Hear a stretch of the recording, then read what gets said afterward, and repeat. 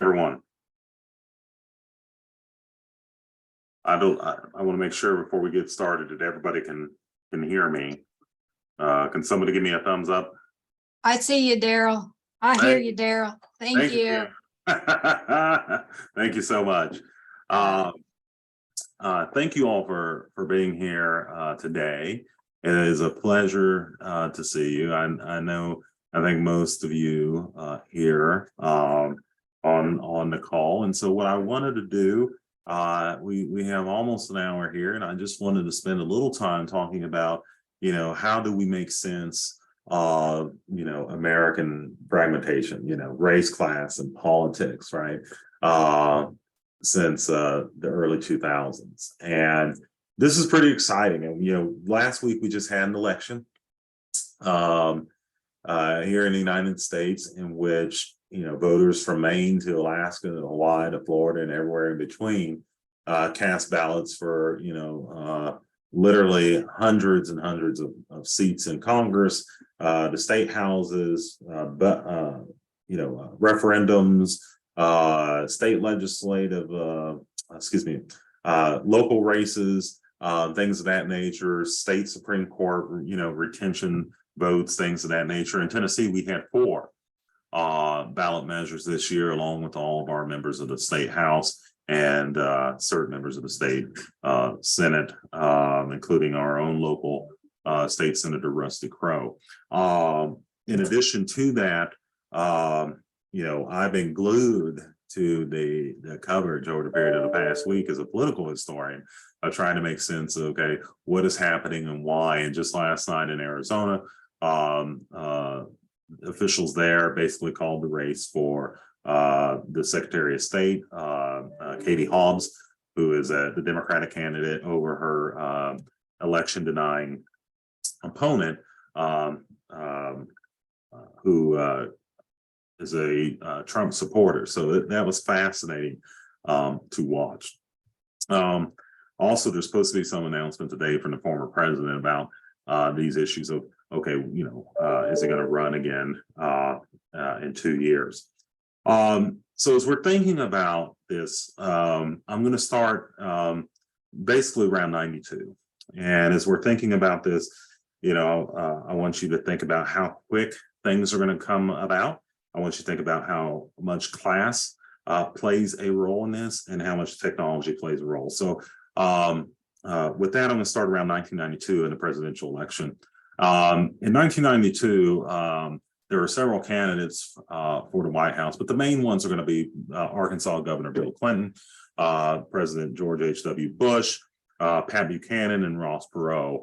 And in that race, we're watching a number of things that are taking place that are pretty important.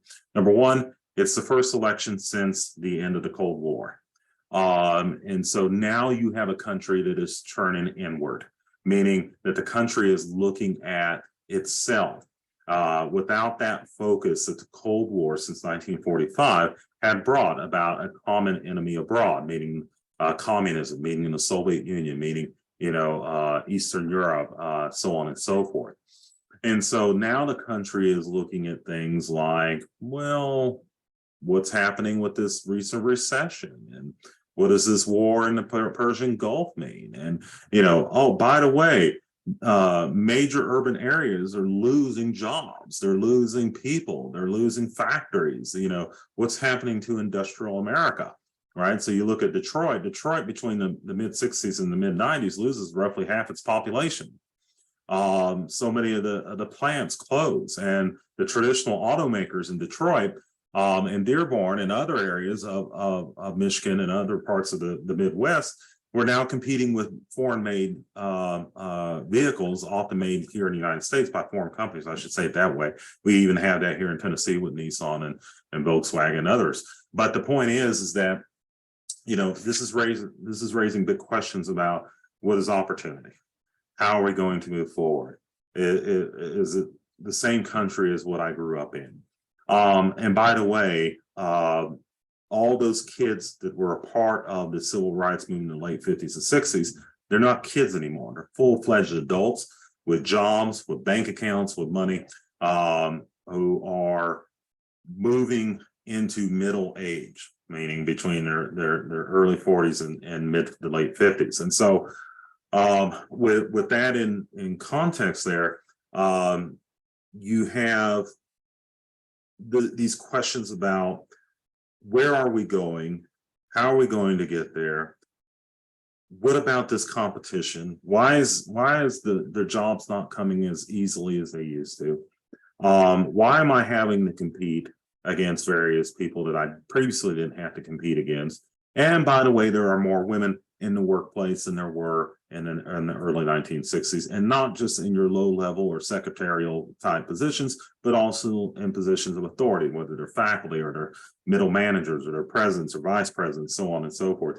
Even in Congress, a number of women are elected in 1992. We can think about Senator Barbara Boxer of California, Senator Dianne Feinstein of California, Senator Patty Murray of Washington State, Carol Moseley Braun of Illinois. And then, of course, the one woman who was not on the ballot in 1992, formerly, but Hillary Rodham Clinton. And so, this issue over gender plays a big role there. And so what you see is, a Bush administration, which is kind of, lead-footed here. They're not really keeping up with things. They seem to be out of touch. Very much dated in a lot of ways. But Bill Clinton, on the other hand, he's much more in touch with the grassroots. He's the last Democrat of that period who's going to be able to win, in major areas of the South, right, as a Democrat. Ross Perot is a computer founder of a computer company in Texas, who has had this strange obsession with politics, married with POWs, MIAs in Vietnam, combined with criticism of Bush and so forth. But he's also, in many ways, a protectionist. And you would go out there and talk about, oh, well, if I don't do well, then don't pay me, those kinds of things. I know how to do things because I'm a businessman, right? That kind of stuff. And then there's Pat Buchanan. And Pat Buchanan had been a journalist in the early and mid 60s. He had been an early aide and speechwriter and whatnot for Richard Nixon. But he had made his name being part of, the far right of American politics, right? And this is a guy who was not supportive of civil rights. He was contemptuous of minorities. When AIDS became a very real thing and HIV in 81, 82, and 83, he was the Reagan White House political director that went out there and said, quote unquote, the gays have declared war on society, and now, war on nature, and now nature is exacting a horrible price. And so, he's really getting into these kind of tropes and these areas that Donald Trump is going to, exploit, 20 years later. At the same time, there's a growth in American politics that is not really discussed yet, which is this kind of marriage that we're watching with the Republican Party and the far right. Okay. And when we think about the Republican Party, let me define that very quickly. We're talking about a party that's pretty broad. It includes your traditional, more socially liberal Republicans. It includes your Cold Warriors. It includes your defense hawks. It includes your economic conservatives, your libertarians. It includes many in the faith-based communities. It includes people who are flat out bigots, conspiracy-minded people. There are people that are increasingly contemptuous of government and modern society, people who are opposed to various aspects of technology. That's not an all together, but that's a large number of them. And what you see is that mainstream Republicans are increasingly seeing politics as war, right? This is what Newt Gingrich, a former history professor, was talking about as early as his first election in the late 70s, about politics as war. With the objective is not to work necessarily with your opponent, but to destroy your opponent. And going all the way back to FDR's second term, there had been talk there about having clearly defined lines about, okay, this is the liberal party, this is the conservative party. But that had largely kind of not taken hold at that point, as both parties kind of engaged in this great consensus that embraced the New Deal, so on and so forth, between the 30s and the 70s. But that changes in the 80s and 90s as we watch both parties split. On the Democratic side, they are made up of women, they're made up of minority groups, Jewish voters, academics, environmentalists, technocratic people who are very good with systems and things of that nature, but also people who are wanting to tap the brakes, so to speak, on issues regarding diversity, issues regarding affirmative action, or issues regarding women, things of that nature. And all of this is at the same time that the country has shifted from industrial America, which had defined the American economy between the late 1890s, the 1880s and the late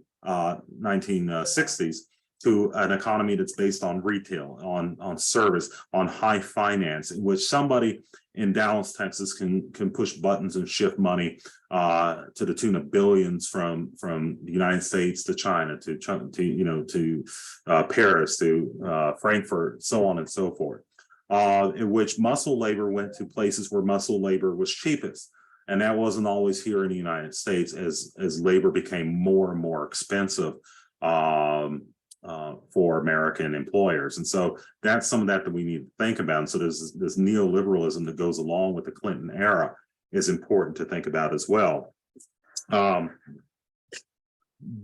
kind of culture wars that are going to bleed into the 2000s are important here as well. When we think about these culture wars are over things like race, over what we would call now DEI stuff, whether it's issues of sex or ethnicity or religion or sexuality or anything else, right? That becomes all those become hot button issues there during the late 90s and into the 2000s. And so you have a country that is still dealing with the post-war era, trying to figure out where they were at and where they're going, and distracted often by things that are really of little importance, in the grand scheme of things. The whole issue over O.J. Simpson does not solve anybody's paycheck issues.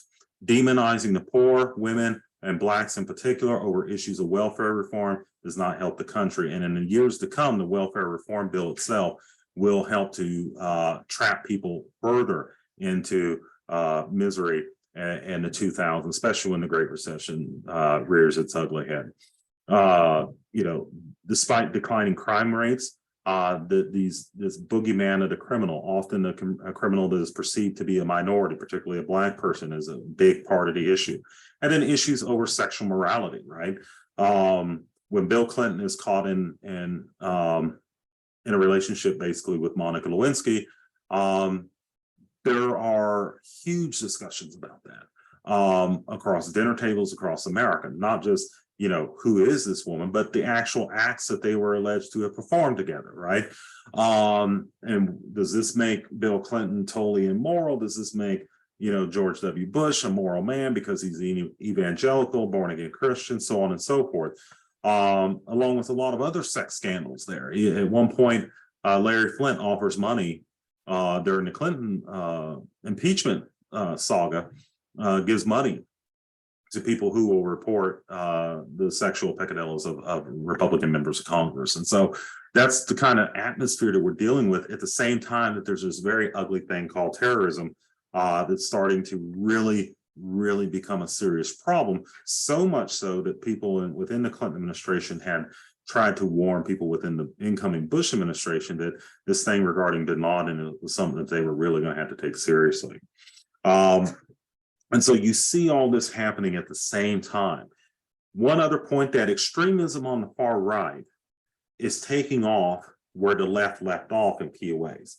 So despite what you may hear on CNN, you don't see the kind of violence on the left today that you see on the right. But you did see some of that in the late 60s and 70s. But since then, a lot of that is going to be on the right. And so we see this, of course, with Ruby Ridge. We see this with Waco. We see this with Oklahoma City bombing. We see this with the bombing of the Olympics in '96 in Atlanta. We see this with, you know, early, even earlier investigations which caught, you know, separatist movement people in Arkansas, Oklahoma, and other places, Washington State, Idaho, Montana, Oregon. They were engaged in gun running. They were engaged in a lot of other things that was really, you know, unnerving. But things are going to change. And one of the critical moments there in terms of understanding this kind of fragmentation that is happening is that 9/11 happens. Now, 9/11 is important, you know, in and of its own right because of what happened on that day in the weeks leading up to it and the weeks leading after it, right? 3,000 people going to lose their lives. 4 planes are hijacked. The World Trade Center is destroyed. You know, there's an attack on the United States Pentagon, so on and so forth. But that event is going to unleash a number of things. One, long-term, some anti-Muslim animus and sentiment within the United States, despite the Bush administration's attempts to tamp that down. Okay, so that's part of that. It's also going to raise questions about who is better positioned to protect the country. And in those early years, it was very effective to demonize Democrats and Republicans who were questioning about, okay, how far should we go here? Is this appropriate? Is this too much? Bill Clinton got himself in trouble very early on when he tried to suggest that maybe we should handle the attacks as a police matter as opposed to a military matter. Bill Mayer lost his show because he made some crude, although nuanced remarks about what had happened on 9/11. And then ended up years later on HBO, I think. So there's some issues there. Bush is, you know, trying to move the country forward at a time where there is great anxiety about the economy, about the wars, about children. And of course, this is before you had the Affordable Care Act. This is before the Great Recession, at a time where the Republicans are largely controlling Washington. There's real fear that's present there, particularly in that first term against Bush. But Bush, on the other hand, is bending over backwards in key areas to try to open up the the Republican Party to Latinos and to Black Americans. Something that he had been doing since his years as governor in Texas. But increasingly vocal are this far right part of the party, far more right leaning than Bush, who don't like immigrants, much like Pat Buchanan. They don't like immigrants. They don't like immigration of any kind. They don't like the so-called browning of America. You combine this at a time where class is becoming even more pronounced as an issue, where we're watching, for example, in the state of Tennessee, as students have to pay more and more and more to go to college. The textbooks are becoming more and more expensive. Housing is becoming more and more expensive. Things of that nature. And so as you're looking at these issues, class has to be a part of that. And that goes across the board, regardless of race and ethnicity. So when we're talking about class, I do want you to recognize here that this is kind of America's dirty little secret. We don't like to talk about it. That's supposed to be an old world European thing. But the fact of the matter is that you know, as important as race and ethnicity tends to be in the American experience, class has always been there, always will be there. And so the wars themselves in Iraq and Afghanistan are going to exacerbate some of that, because it's how many people signed up for service after the war, after the attacks, only to find out that in many ways their government had been lying to them about certain aspects of the conflict. For example, the weapons of mass destruction issue, the idea that they were going to be taken care of when they got home, the fact that they were losing fellow soldiers, airmen, Marines, etc., during the conflict for preventable reasons, right? The fact that the country, while waving the American flag, had the vast majority of whom didn't have much direct contact. Less than about 3% had that kind of direct contact to the war, either in their own service or the service of their loved ones. And so That was something else that was playing a role there. And then the administration doubles and triples down on its own agenda to include tax cuts, to include, which other Republicans at the time said this was really dangerous because it was going to balloon the deficit. The housing crisis that is, going to bust in 2007 and 8 is in part a result of what is happening in 2002, 2003, and 2004. The growing technological prowess that we see in the country, right? The ability to tap into people's everyday lives, right? In ways that was really not necessarily new. The government had been doing it in various ways for decades at that point, but what was not new is how they were going to be doing it by 2003 and 4, which is the U.S. Patriot Act, number one. Number two, the technology was becoming so sophisticated that the government had even more resources to tap and mine, right? And so by 2007 and 2008, you have two new devices that are huge, and that's Apple, the iPhone, and then the issue of Android technology. And so this is important as well because the phones themselves become a part of the fragmentation of America. The tribalism that we see developing there in the 90s and into the 2000s during the war years there and into the Great Recession is helped and facilitated in no small part by the internet, right? Because you can go on the internet and be a thumb warrior and say almost anything you want to say because there's nobody in front of you to contradict you or to take violence out on you for saying what you're saying. And so what we're seeing is the country engage in their own tribes, whether that be Democrat, Republican, Black, white, otherwise, right? And it becomes a place where people can hide and where this sense of grievance can fester and grow. You combine that with more traditional concerns about what people are seeing on a larger scale, right? We see this as early as 2008 and 9 in regard to gay rights, right? To LGBTQ rights, which is that finally there is substantive progress being made there, which only exacerbates the feelings of many on the traditional side who do not want to see LGBTQ rights push forward. So there's some issues there. You combine that with the beginning of these new media companies, right? Think about Facebook and Twitter and whatnot, which are going to become exceedingly dangerous, right? So this technology is growing here. And so, for example, I saw a thing on Facebook this morning, no big deal, but I don't know the people involved, right? They're somewhere else in the country, right?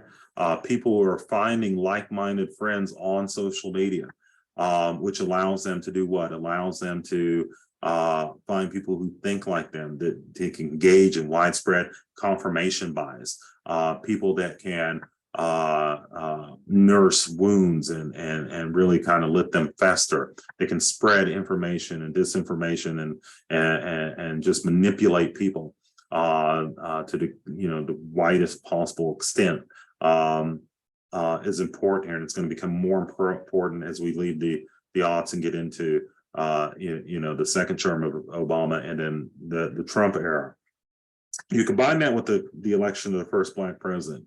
There were reporters at the time talking about this was a post-racial society, right, at that point.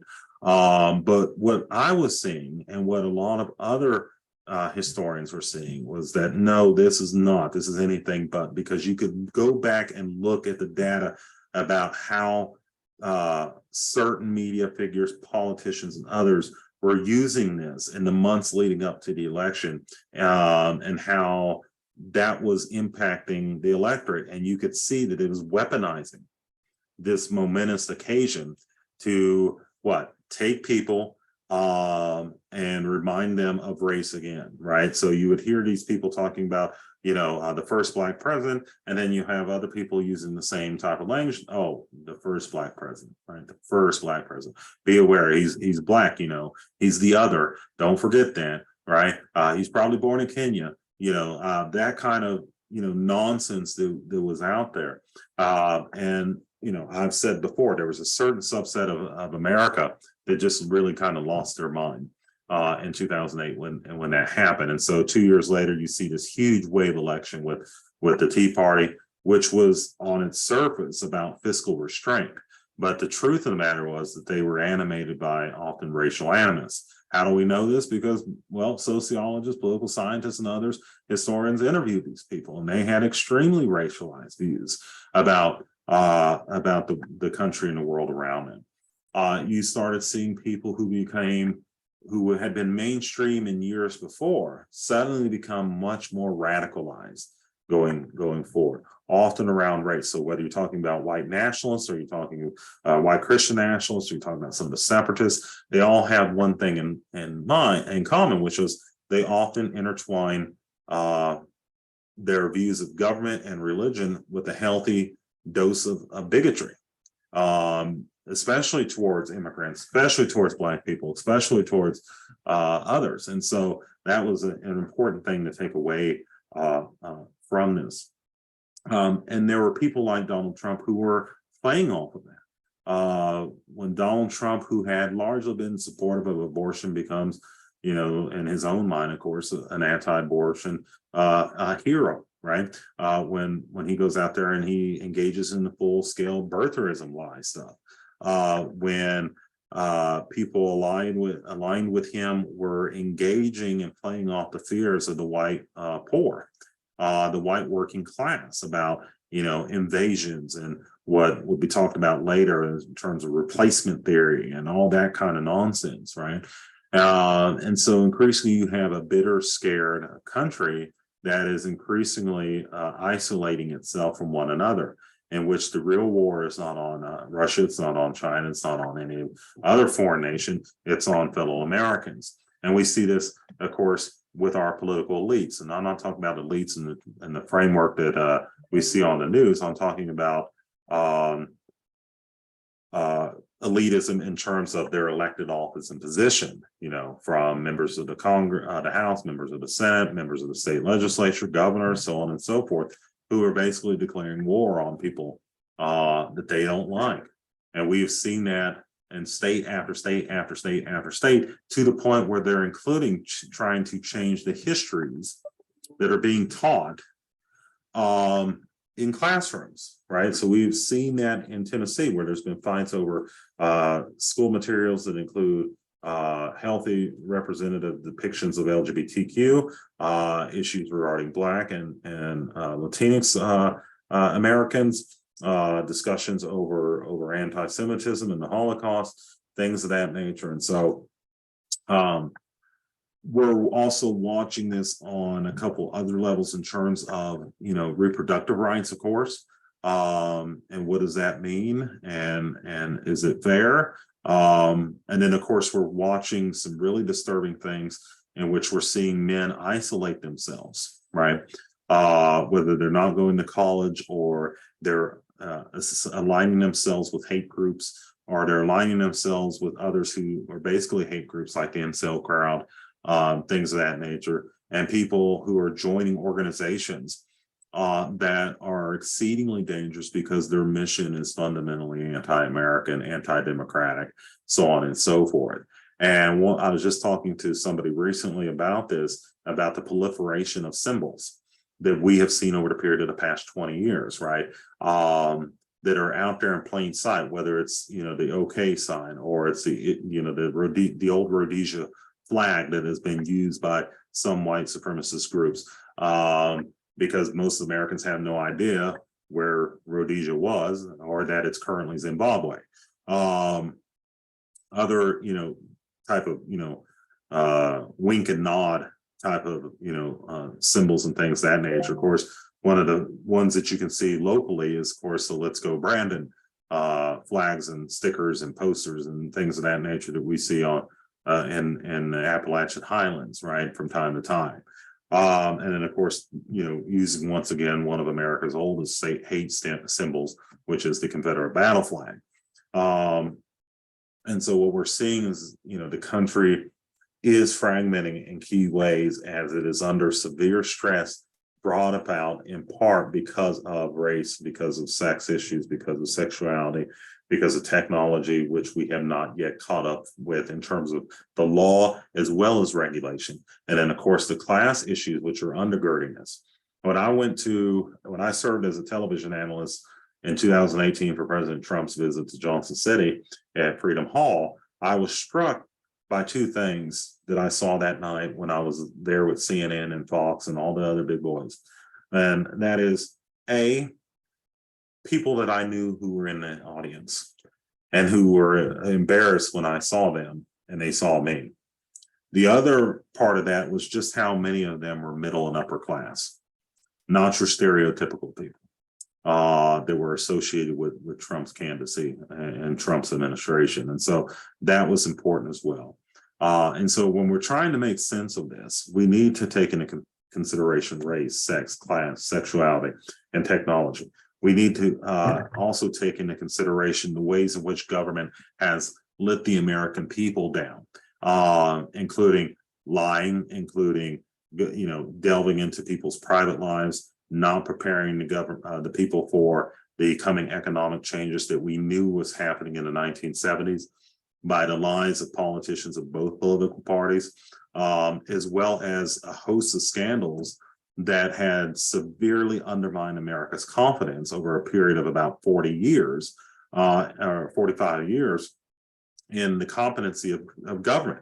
And so we can see that with the Kennedy assassination in 1963, the assassination of Martin Luther King in 68, Robert Kennedy's assassination in 68, the Vietnam War, the Watergate affair, the Crown Jewels affair with the CIA, the abuses by the FBI, abuses by the NSA, the fact that, by the 2000s, because of both political parties' ineptitude at times, now you've got a very real situation in which the country is beginning to crumble. Okay. And so we see this in a number of ways: roads and bridges that are failing, that are not well taken care of, schools that are falling apart, lack of money for basic infrastructure. Just recently on 60 Minutes, there was a report about if hackers and others went after, I think it was 6 or 7 local major power substations, they could wipe out most of the electricity in the United States. Things of that nature. And so what I'm trying to get you to wrap your mind around here is that it's not simply one thing, it's not one individual, it's not one political party, but it's a number of things that are all hitting at the same time over the period of the last 50 or 60 years, in which the country is increasingly at war with itself. Now, make no mistake about it, race and class are, these third rails of American politics that don't go away, but we're basically all complicit in this. And we see this in the low participation rates in terms of American voting and a great majority of this time, especially at the local and state level, in which, for example, a member of the state legislature in the House from Johnson City can win that election with less than 10,000 votes in a county that has 130,000 people. And so, that's not to criticize us up here, but we're all part of it. Me, you, everybody has this issue here. You combine this with one last thing that I'll put on top of that, and then I'll take a few questions. And that is the issue of the declining influence, power, efficiency, et cetera, of American news media. We're increasingly dominated by news deserts across the United States. We see that here in the state of Tennessee, where the major papers are controlled by largely Gannett. Nashville, Memphis, Knoxville, Chattanooga, right? By one company, in which the Johnson City Press, God bless them, I still read them, but they're a shell of what they once were 30 years ago, 40 years ago. They're not as prolific as they once were in terms of the reporting.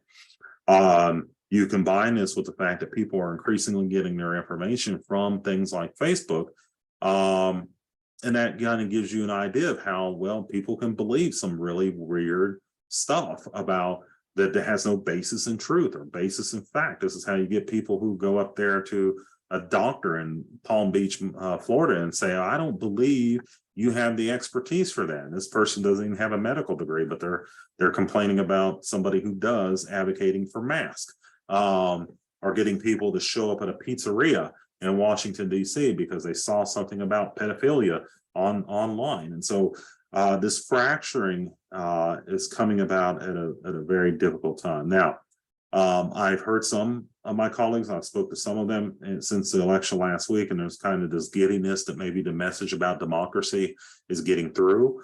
But I would say it ain't over yet, number one. Number two, one election does not solve these problems.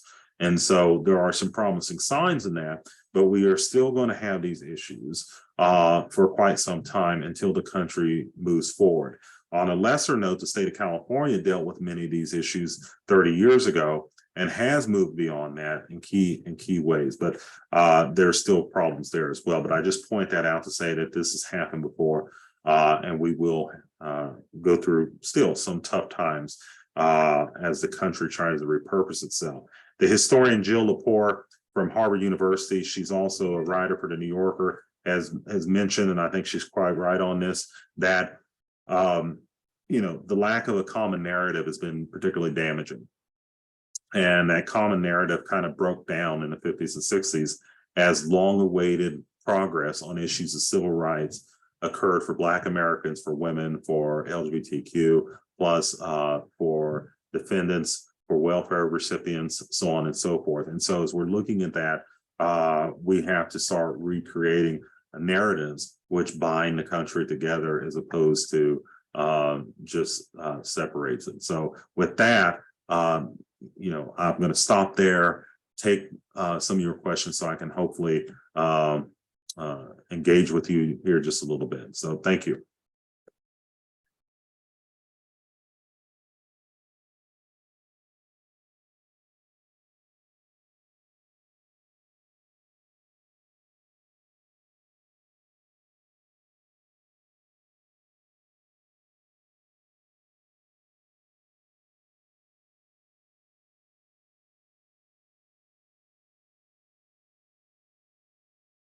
Fastly, I may need your help on identifying questions. I don't see any questions in the chat box. Feel free to unmute yourself if you have a question. We'll take them for the next 10 minutes. Hi, I have a question. My name is Skylar. I'm a graduate student in Appalachian Studies, and if it gets approved, my thesis will be on the rise of right-wing populism in the north of England and in central Appalachia. I think that Dr. Carter made a very astute point about noticing that the Trump supporters at the rally here in Johnson City were largely middle and upper class. That is something I've noticed in my reporting. I'm a journalist by trade. I've covered Trump rallies. But I do wonder how we explain the success that Trump had with white working class voters, particularly in central Appalachia, and how that plays into racialized tropes of quote unquote the welfare queen and sort of the ability under the neoliberal system to blame the other for your economic plight as a white person rather than necessarily blaming the forces of capital or neoliberalism, what have you. Well, Skylar, thank you for your question. I appreciate it. And your thesis sounds terrific. Love to talk about that with you at another point if you're interested. Let me try to be succinct here. When we're thinking about Trump's appeal, Trump wraps himself into a kind of patriotism in which is very, very narrowly defined, right? Number one, that patriotism centers on him. B, that patriotism centers on an America that wasn't even real at the time that he claims it was there, right? The 1940s and 50s. But also because he is playing to the grievances of Trump. Maggie Haberman, just the New York Times, who knows him best, and the crowd, she's known him for many, many years. Her book just came out last month and it's excellent. I'm halfway through it.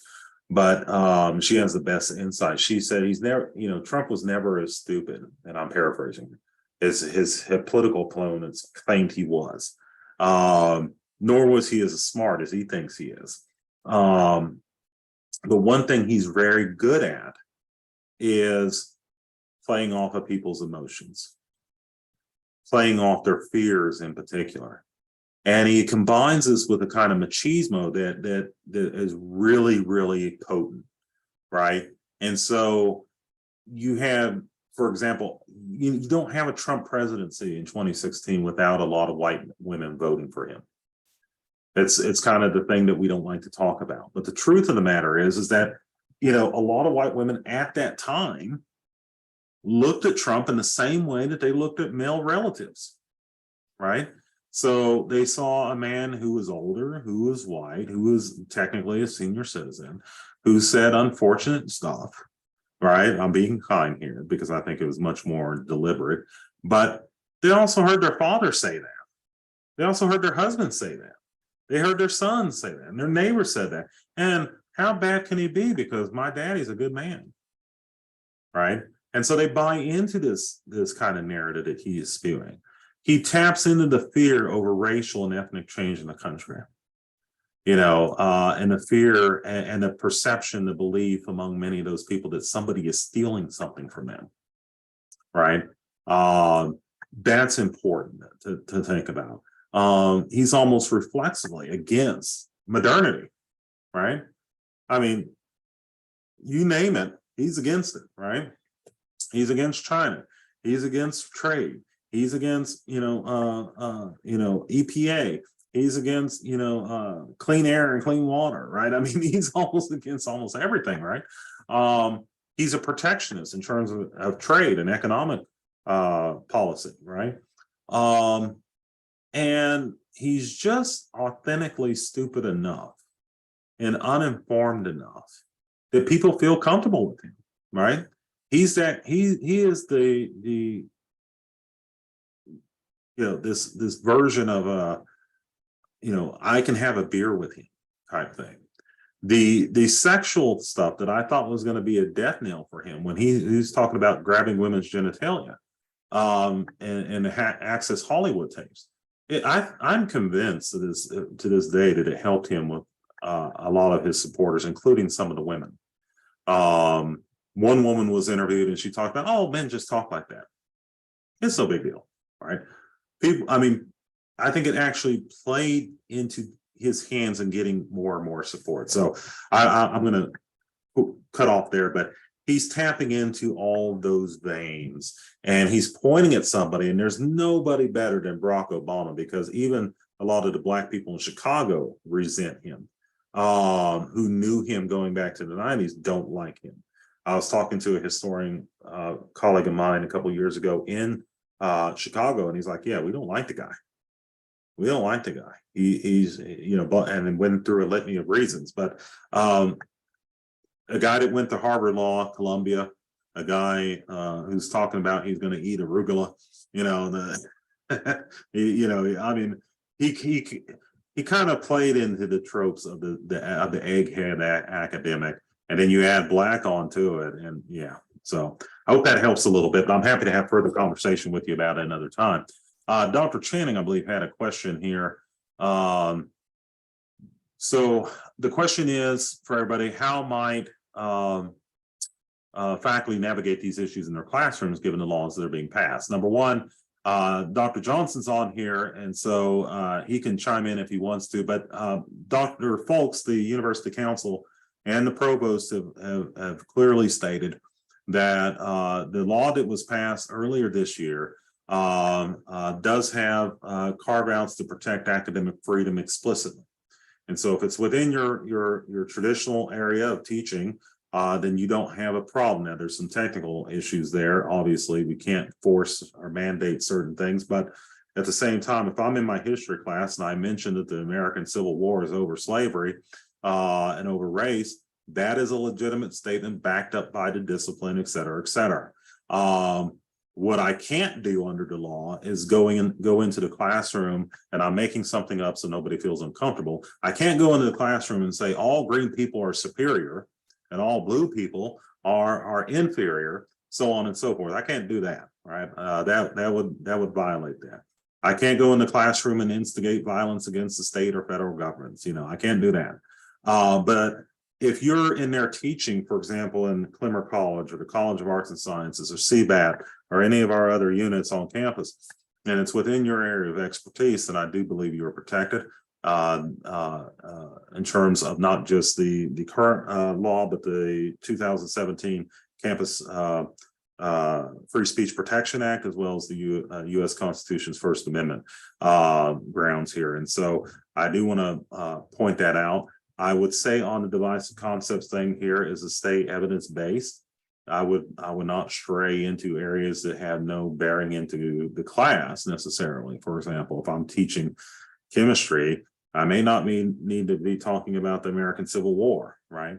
But if I'm teaching literary criticism, I may need to talk about issues regarding sexuality. I may need to talk about some issues regarding Black people or people from other parts of the world. So I would stay strong on that point. To just simply say, the university will protect you. You're within your faculty rights to do that.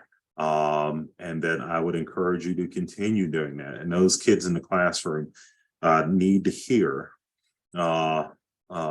actual, truth, evidence, et cetera, as it relates to the world around them. So I hope that helps a little bit there.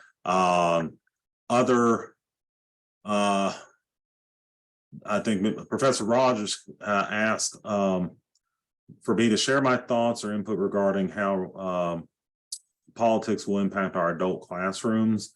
I think it's already hitting it. We've had two events in 2 months here, one addressing Black Lives Matter, one addressing trans students by a student group here on campus.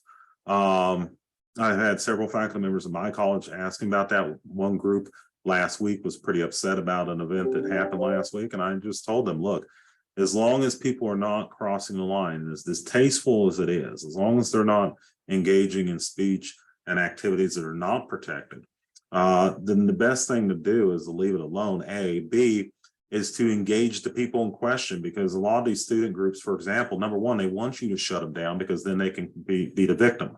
The other part of that is you have to recognize, particularly when you talk about 20-year-old kids, they're being used.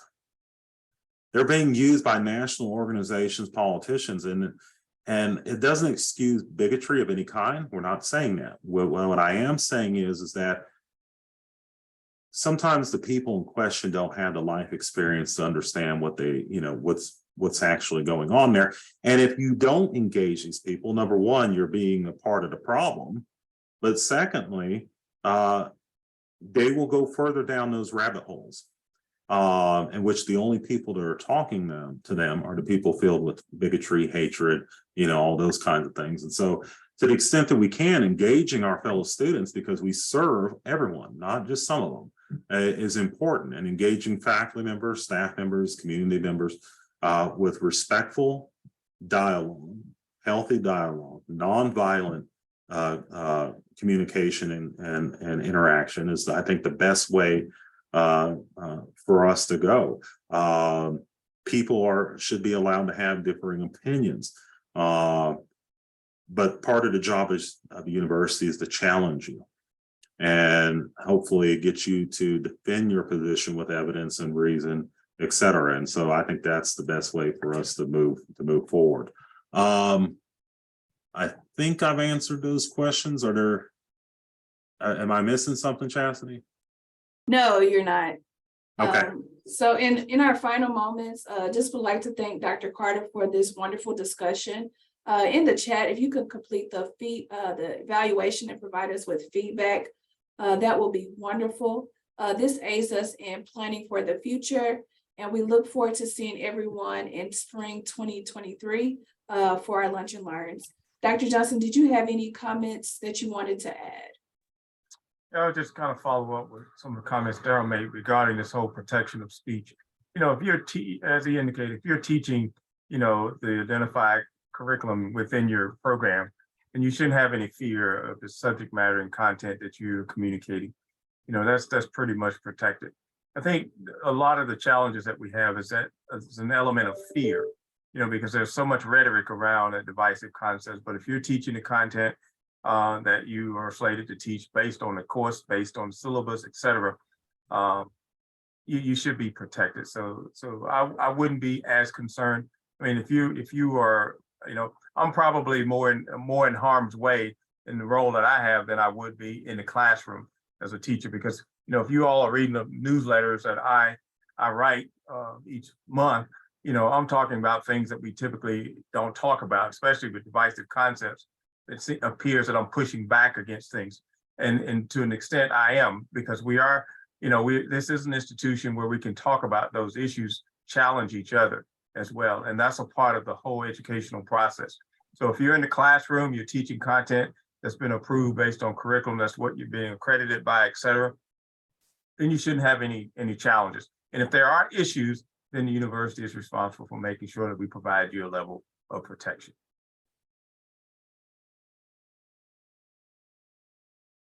Any questions of me while I'm here? I mean, I know this is a hot topic, and I know there's a lot of anxiety around this at times. We've actually, we have a lunch and learn that was done by Mark folks some time ago that we have archived regarding divisive concepts. If you want to go back and take a look at that, please do so. We have all of that stuff archived. I anticipate that we will actually do more of those kinds of sessions with different people talking about those. I think, if I'm not mistaken, Gio, you may have attended to the Rise Up conference. I think they had some sessions there regarding divisive concepts as well. That was good. I was there. I was there at that. It was You were good. there as well. Did you Yeah. sit in that session?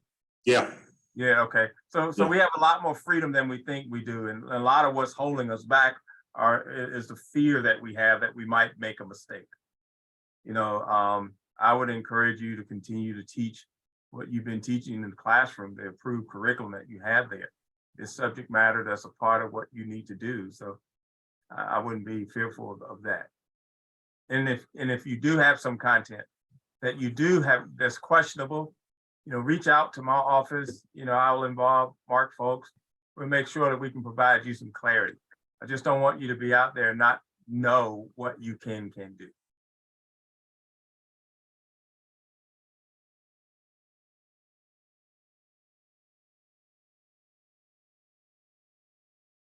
Right. I don't see any other questions in the chat box. This has been a wonderful discussion, and I will stay on the line if anyone has any questions, but look forward to seeing everyone for spring 2023. Thank you again, Dr. Carter. Thank you. Have a great day.